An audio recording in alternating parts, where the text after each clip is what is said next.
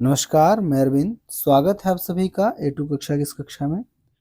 हम सभी हिस्ट्री के महत्वपूर्ण 2000 प्रश्नों की श्रृंखला को कर रहे हैं। तो आइए उसी कड़ी में आज की कक्षा को देखते हैं। आज का पहला प्रश्न हमारा है।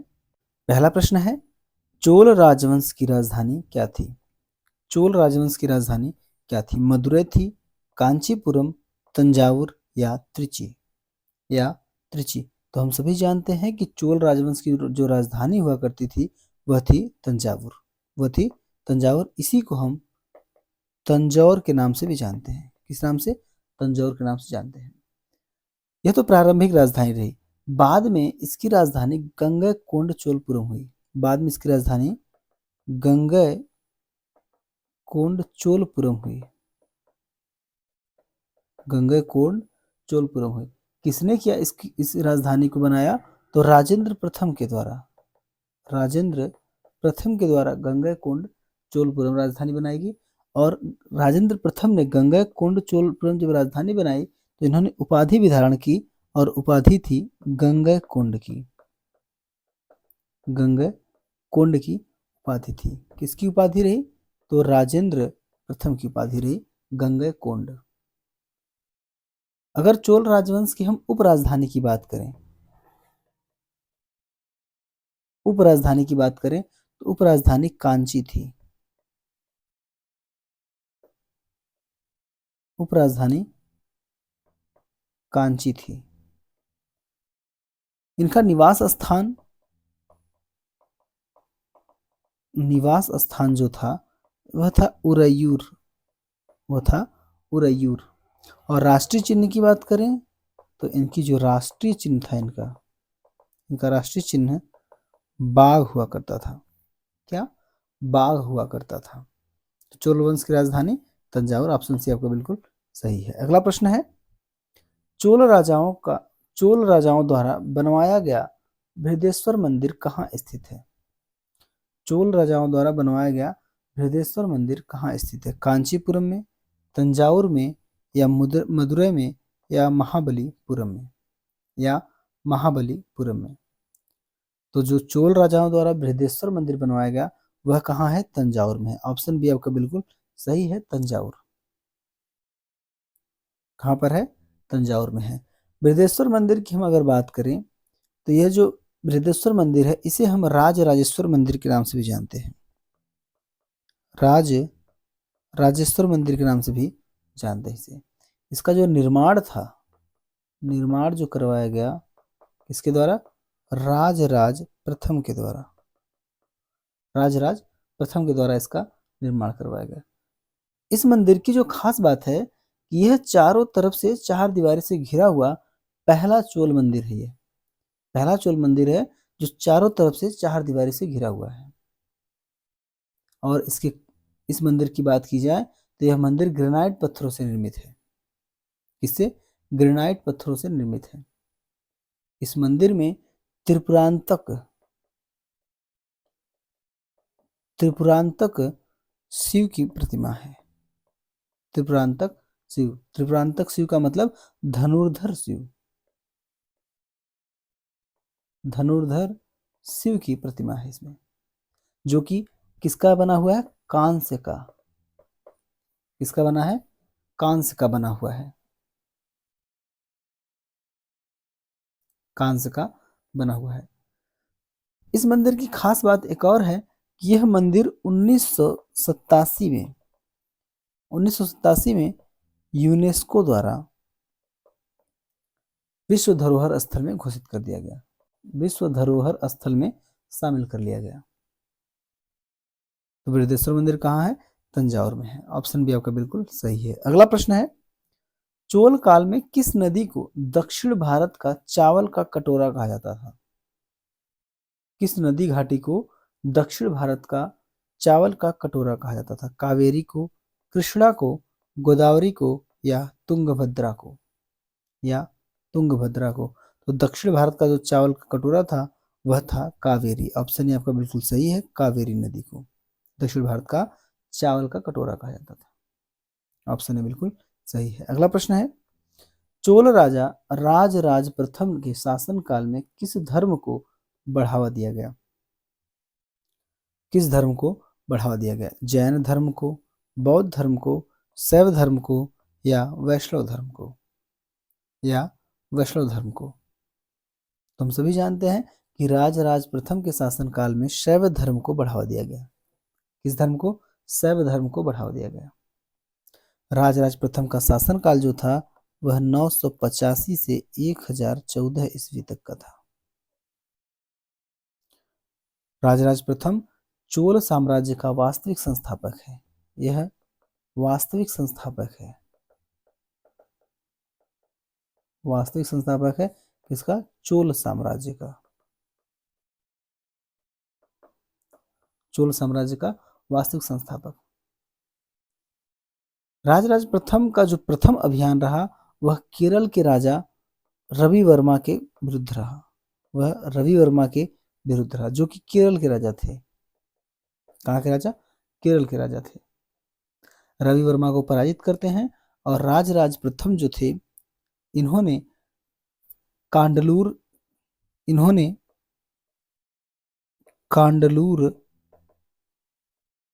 सलैक्कल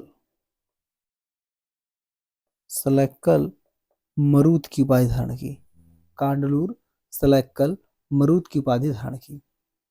साथ ही एक उपाधि और इन्होंने धारण की थी जिसे हम सिंहलांतक के नाम से जानते हैं। सिंहलांतक। किस नाम से? सिंहलांतक। यह उपाधि जो सिंघल नरेश महेंद्र पंचम थे, महेंद्र पंचम, इन पर आक्रमण कर सिंघल का जो उत्तरी भाग है उस पर अधिकार किया और इसी उपलक्ष्य में इन्होंने सिंघल परांतक की उपाधि धारण की। उत्तरी सिंघल राज्य का नाम बाद में मामुंडी चोल मंडलम रखा गया।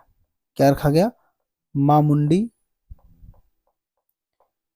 चोल मंडलम। मामुंडी चोल मंडलम रखा गया। किसका? उत्तरी सिंघल का। जो उत्तरी सिंघल को विजित किया था राजराज प्रथम ने, उसका नाम रखा गया मामुंडी चोल मंडलम। तो ऑप्शन सी आपका बिल्कुल सही है, शैव धर्म। अगला प्रश्न है, नालंदा विश्वविद्यालय में किस चोल राजा ने योगदान दिया था? नालंदा विश्वविद्यालय में किस चोल राजा ने योगदान दिया था? तो राजेंद्र चोल ने, राजराज चोल ने या करिकाल चोल ने या कुलोत्तुंग चोल ने? तो नालंदा विश्वविद्यालय में किस चोल शासक ने योगदान दिया? तो राजराज चोल ने। ऑप्शन बी आपका बिल्कुल सही है, राजराज चोल ने। अगला प्रश्न है, चोलों की प्रसिद्ध नौसेना किसके खिलाफ अभियान में प्रसिद्ध थी? चोलों की प्रसिद्ध नौसेना किसके खिलाफ अभियानों में प्रसिद्ध थी? चीन, श्रीलंका, खमेर साम्राज्य या अरब? तो जो चोलों की प्रसिद्ध नौसेना थी वह श्रीलंका अभियान के लिए प्रसिद्ध थी। इसके लिए श्रीलंका अभियान के लिए प्रसिद्ध थी। और इसकी जानकारी, इस विजय का जो विवरण हमें मिलता है वह मिलता है कुरंडय ताम्रपत्र से। कहां से? कुरंडय ताम्रपत्र से हमें मिलता है। राजेंद्र प्रथम ने अपने शासन के 5वें वर्ष सिंघल विजय का कार्य पूर्ण किया। किसने? तो राजेंद्र प्रथम ने। राजेंद्र प्रथम ने अपने शासनकाल के 5वें वर्ष श्रीलंका विजय का कार्य जो था उसे पूर्ण किया। आप सभी जानते हैं कि सिंघल के उत्तरी भाग पर जो विजय था वह सबसे पहले किसने किया? राजराज प्रथम ने किया। राजराज प्रथम ने सबसे पहले सिंघल के उत्तरी भाग पर अधिकार किया और राजेंद्र प्रथम क्या किए कि वहां का जो शासक था महेंद्र पंचम, उसको पराजित किया और बंदी बनाया, और बंदी बनाकर 12 वर्षों तक रखा उसे कितने वर्षों तक? 12 वर्षों तक रखा। इसे महेंद्र पंचम को, जो कि सिंघल का शासक था। तो ऑप्शन बी आपका बिल्कुल सही है, श्रीलंका। अगला प्रश्न है, राजेंद्र चोल प्रथम ने अपना प्रशासनिक मुख्यालय कहां स्थानांतरित किया? राजेंद्र चोल ने अपना प्रशासनिक मुख्यालय कहां स्थानांतरित किया? तंजावुर में, गंगईकोंडचोलपुरम में या मदुरै में या कांचीपुरम में? तो हम सभी जानते हैं कि राजेंद्र चोल ने अपने प्रशासनिक मुख्यालय को गंगईकोंडचोलपुरम में स्थापित किया। ऑप्शन बी आपका बिल्कुल सही है, गंगईकोंडचोलपुरम। अगला प्रश्न है, राजेंद्र चोल ने गंगा कोंड की उपाधि क्यों ली? राजेंद्र चोल ने गंगा कोंड की उपाधि क्यों ली? उत्तर भारत के राजाओं को हराने के लिए, गंगा नदी पर विजय पाने के लिए, या गंगा जल लाने के लिए, या गंगा घाटी में शासन स्थापित करने के लिए। तो हम सभी जानते हैं कि राजेंद्र चोल जब उत्तर भारत में विजय के लिए अपने पुत्र को विक्रम चोल को भेजता है, तो वह जो विक्रम चोल था अपनी विशाल सेना के साथ पूर्वी गंगा घाटी पर आक्रमण करता है और वहां पर उड़ीसा, बस्तर, इंद्रप्रस्थ तथा दक्षिण कौशल जो राज्य हैं उनको जीतता है। राजेंद्र ने इसी विजय अभियान की सफलता के उपलक्ष्य में गंगा कोंडचोलपुरम में बने चोल नामक तड़ाग में गंगा जल को संग्रहित करवाया, जो कि कहां से? उत्तर भारत से लेकर आया, और उसी को संग्रहित करने के उपलक्ष्य में गंगा कोंड की उपाधि धारण करता है कौन? राजेंद्र चोल। तो गंगा जल लाने के लिए ऑप्शन सी आपका बिल्कुल सही है, गंगा जल लाने के लिए। अगला प्रश्न है, चोल शासकों ने व्यापार के लिए किस दक्षिण पूर्व एशियाई क्षेत्र से संबंध बनाए?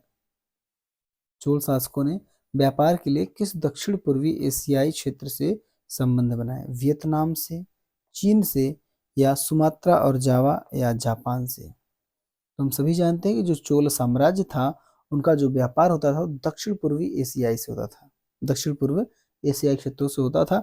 वहां पर भी ये सुमात्रा और जावा से व्यापार करते थे। जो सुमात्रा और जावा का क्षेत्र था वहां से व्यापार करते थे। व्यापारियों का जो संगठन था वह आर्थिक क्रियाकलाप के अतिरिक्त प्रशासन में भी क्या करता था? हस्तक्षेप करता था या प्रशासन में अपनी महत्वपूर्ण भूमिका निर्वहित करता था।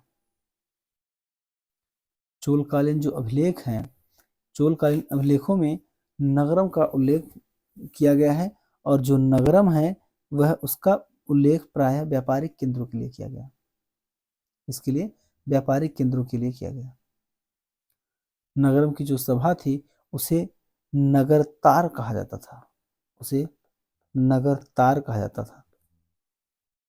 यह ग्राम का प्रशासनिक इकाई हुआ करता था। नगरतार, नगरतार जो था यह ग्राम का प्रशासनिक इकाई था और इसमें मुख्य रूप से व्यापारी भी शामिल थे। इसमें व्यापारी भी शामिल थे। किसमें? नगरतर में। तो ऑप्शन सी आपका बिल्कुल सही है, सुमात्रा और जावा। अगला प्रश्न है, चोल शासकों का राजकीय चिन्ह क्या था? चोल शासकों का राजकीय चिन्ह क्या था? तो हम सभी जानते हैं कि चोल शासकों का जो राजकीय चिन्ह था वह क्या था? बाघ था। ऑप्शन बी आपका बिल्कुल सही है, बाघ। अगला प्रश्न है, चेर राजवंश की राजधानी कौन सी थी? चेर राजवंश की राजधानी कौन सी थी? वांची, मदुरै, कांचीपुरम, या तंजावुर, या तंजावुर? तो चेर राजवंश की राजधानी जो थी वांची कहिए या वांजी कहिए, राजधानी क्या थी? वांजी थी। चेर राज्य के अंतर्गत अगर हम बात करें तो त्रावणकोर, कोचीन और मालाबार का कुछ भाग आता था, चेर राजवंश में आता था। तो वांजी ऑप्शन आपका बिल्कुल सही है। अगला प्रश्न है, चेरों का सबसे प्रसिद्ध शासक कौन था? चेरों का सबसे प्रसिद्ध शासक कौन था? सेन गुट्टवन था, उदयन चेरल था, या राजराज चेर था, या करिकाल चेर था? तो हम सभी जानते हैं कि चेर वंश का जो सबसे प्रसिद्ध शासक था वो था उदयन चेरल, जिसे हम उदयन जेरल के नाम से जानते हैं। ऑप्शन बी आपका बिल्कुल सही है। इसके बारे में ऐसा कहा जाता है कि इसने महाभारत युद्ध में जो भाग लेने वाले योद्धा थे उनको भोजन करवाया, इसलिए इसे महाभोज, इसे क्या कहते हैं? महाभोजन उदयन जेरल, महाभोजन उदयन जेरल भी इसे कहा जाता है। किसे? उदयन जेरल को। ऑप्शन बी आपका बिल्कुल सही है। किस लिए कहा जा रहा है इसे? क्योंकि यह महाभारत में जो युद्ध हुआ उसमें जो सभी योद्धा थे उनको भोजन करवाया था। तो ऑप्शन बी आपका बिल्कुल सही है। अगला प्रश्न है, संगम साहित्य में चेरों का उल्लेख किस नाम से मिलता है? संगम साहित्य में चेरों का उल्लेख किस नाम से मिलता है? करिकाल नाम से, कुडालन नाम से, वेंगी, या उरैयूर से, या उरैयूर के नाम से? तो चेरों का जो उल्लेख संगम साहित्य में मिलता है वह कुडालम के नाम से मिलता है। ऑप्शन बी आपका बिल्कुल सही है, कुडालम। अगला प्रश्न है, चेर शासक सेनगुट्टवन को किस ग्रंथ में वर्णित किया गया है? सेनगुट्टवन को किस ग्रंथ में वर्णित किया गया है? शिल्पाधिकारम में, मणिमेखले में, तोलकाप्पियम में या संगम साहित्य में? तो सेनगुट्टवन को किस ग्रंथ में वर्णित किया गया है? तो शिल्पाधिकारम में। ऑप्शन है आपका बिल्कुल सही है, शिल्पाधिकारम में। कहाँ पर? शिल्पाधिकारम में। इसकी जो रचनाकार हैं इन्हें हम कहते हैं, इनका नाम है इलेंगो आदिगल। इलेंगो आदिगल के नाम से भी नहीं जानते हैं। किसे? शिल्पाधिकारम के जो रचनाकार हैं। सेनगुट्टवन की उपाधि की बात करें तो उपाधि थी अधिराज। क्या थी? अधिराज थी। और कदल पिर कोत्तियर, कदल पिर कोत्तियर। कदल पिर कोत्तियर का मतलब था समुद्र को पीछे हटाने वाला, समुद्र को पीछे हटाने वाला। और सेनगुट्टवन के बारे में एक खास बात है, इसे लाल या भला चेर कहा जाता था। क्या कहा जाता था? लाल या भला चेर कहा जाता था। तो ऑप्शन ए आपका बिल्कुल सही है, सेनगुट्टवन का शिल्पाधिकारम में उल्लेख या वर्णन किया गया है। ऑप्शन ए बिल्कुल सही। अगला प्रश्न है, चेर साम्राज्य के मुख्य बंदरगाह का नाम क्या था? चेर साम्राज्य के मुख्य बंदरगाह का क्या नाम था? कांची था, पांडिचेरी था, या मुजिरिस था, या महाबलीपुरम था? तो चेर साम्राज्य का जो मुख्य बंदरगाह था उसे हम मुजिरिस के नाम से जानते थे। किस नाम से?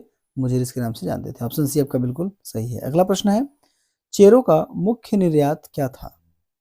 चेरों का मुख्य निर्यात मसाला, काली मिर्च, चावल या रेशम? तो चेरों का जो मुख्य निर्यात था वो था काली मिर्च। ऑप्शन बी आपका बिल्कुल सही है, काली मिर्च।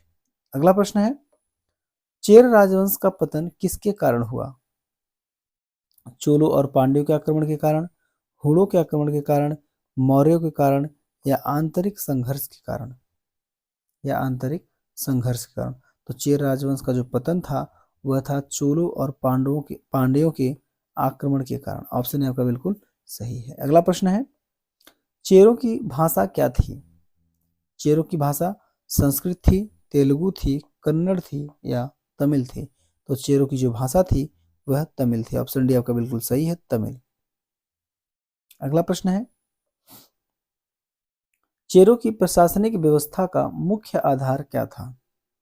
चेरों की प्रशासनिक व्यवस्था का मुख्य आधार क्या था? ग्राम सभा, बंदरगाह व्यापार, कर संग्रहण, या कृषि? तो प्रशासनिक व्यवस्था का जो मुख्य आधार था वह था बंदरगाह व्यापार। ऑप्शन बी आपका बिल्कुल सही है, बंदरगाह व्यापार। अगला प्रश्न है, चेर राजा सेनगुट्टवन ने पत्थर के कौन से मंदिर को बनवाया? कौन से मंदिर को बनवाया? विष्णु मंदिर को, दुर्गा मंदिर को, या कन्नगी मंदिर को, या शिव मंदिर को? तो सेनगुट्टवन ने कन्नगी मंदिर को बनवाया।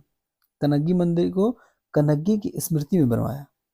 और कन्नगी की पूजा जो थी उसका शुभारंभ भी कौन करवाया? सेनगुट्टवन ने करवाया। तो ऑप्शन सी आपका बिल्कुल सही है, कन्नगी मंदिर। अगला प्रश्न है, पांड्य साम्राज्य की राजधानी कौन सी थी? पांड्य साम्राज्य की राजधानी कौन सी थी? मदुरै, तंजावुर, कांचीपुरम, या त्रिची? या त्रिची? तो पांड्य साम्राज्य की राजधानी थी वह थी मदुरा। ऑप्शन है आपके बिल्कुल सही है, मदुरा। जो पांड्यों की प्रारंभिक राजधानी हुआ करती थी, जो प्रारंभिक राजधानी थी वो कहाँ थी? कोलकई। वो थी कोलकई।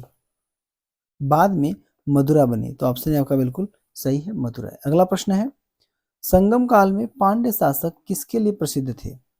पांड्य शासक किसके लिए प्रसिद्ध थे? प्रशासन के लिए, युद्ध कौशल के लिए, या साहित्य और कला संरक्षण के लिए, या व्यापार के लिए? तो संगम काल में जो पांड्य शासक थे वह साहित्य और कला संरक्षण के लिए प्रसिद्ध थे। साहित्य और कला संरक्षण के लिए। तो ऑप्शन सी आपका बिल्कुल सही है। अगला प्रश्न है, पांड्य राजाओं की प्रमुख धार्मिक प्रवृत्ति क्या थी? पांड्य राजाओं की प्रमुख धार्मिक प्रवृत्ति क्या थी? बौद्ध धर्म, जैन धर्म, शैव धर्म या वैष्णव धर्म? तो पांड्य राजाओं की जो प्रमुख धार्मिक प्रवृत्ति थी वह शैव धर्म थी। ऑप्शन सी आपका बिल्कुल सही है, शैव धर्म। अगला प्रश्न है, पांड्य राजवंश के पहले शासक का नाम क्या था? पांड्य राजवंश के पहले शासक का नाम करिकालन था, कंडुगोन था, मरन था या सेनगुट्टवन था? तो पांड्य राजवंश के जो पहले शासक थे उन्हें हम कंडुगोन के नाम से जानते हैं। ऑप्शन बी आपका बिल्कुल सही है। अगला प्रश्न है, संगम काल के साहित्य का अधिकांश भाग किसके संरक्षण में लिखा गया? संगम काल के साहित्य का अधिकांश भाग किसके संरक्षण में लिखा गया? चोल, चेर, पांड्य या सातवाहन? तो संगम काल का जो साहित्य का अधिकांश भाग था वह पांड्य के शासनकाल में लिखा गया। ऑप्शन सी आपका बिल्कुल सही है, पांड्य। अगला प्रश्न है, पांड्य राजवंश के पतन का मुख्य कारण क्या था? पांड्य राजवंश के पतन का मुख्य कारण क्या था? मौर्य आक्रमण, चोल और चेर के आक्रमण, हूण आक्रमण या आंतरिक संघर्ष? तो पांड्य राजवंश के पतन का जो मुख्य कारण रहा वह चोल चेर आक्रमण, चोल और चेर का आक्रमण था। ऑप्शन बी आपका बिल्कुल सही है, चोल और चेर का आक्रमण। अगला प्रश्न है, पांड्य शासकों का राजकीय चिन्ह क्या था? पांड्य शासकों का राजकीय चिन्ह क्या था? मछली, बाघ, हाथी या शंख? तो जो पांड्य शासक थे इनका राजकीय चिन्ह मछली हुआ करता था। ऑप्शन आपका बिल्कुल सही है, मछली। अगला प्रश्न है, पांड्य राजाओं ने किस समुद्र व्यापार को बढ़ावा दिया? पांड्य राजाओं ने किस समुद्र व्यापार को बढ़ावा दिया? अरब सागर, हिंद महासागर, प्रशांत महासागर, बंगाल की खाड़ी या बंगाल की खाड़ी? तो पांड्य राजाओं ने किस समुद्र व्यापार को बढ़ावा दिया? तो हिंद महासागर। ऑप्शन बी आपका बिल्कुल सही है, हिंद महासागर। अगला प्रश्न है, पांड्य शासक ने संगम साहित्य के कवियों को क्या प्रदान किया? पांड्य शासक ने संगम साहित्य के कवियों को क्या प्रदान किया? भूमि, सोना, संरक्षण या प्रशासनिक पद? तो संगम साहित्य के जो कवि थे उन्हें पांड्य शासकों ने संरक्षण प्रदान किया था। ऑप्शन सी आपका बिल्कुल सही है, संरक्षण प्रदान किया था। अगला प्रश्न है, मदुरै के पास पाए गए प्राचीन पांड्य सिक्कों पर कौन सा प्रतीक था? कौन सा प्रतीक था? मछली का था, शंख का था, बाघ था या सूर्य का? तो मदुरै के पास जो पाए गए प्राचीन पांड्य सिक्के थे उस पे मछली का प्रतीक था। ऑप्शन ए आपका बिल्कुल सही है, मछली का प्रतीक। ऑप्शन ए बिल्कुल सही है। तो आज की कक्षा में बस इतना ही, मिलते हैं आपसे अगली कक्षा में, तब तक के लिए नमस्कार।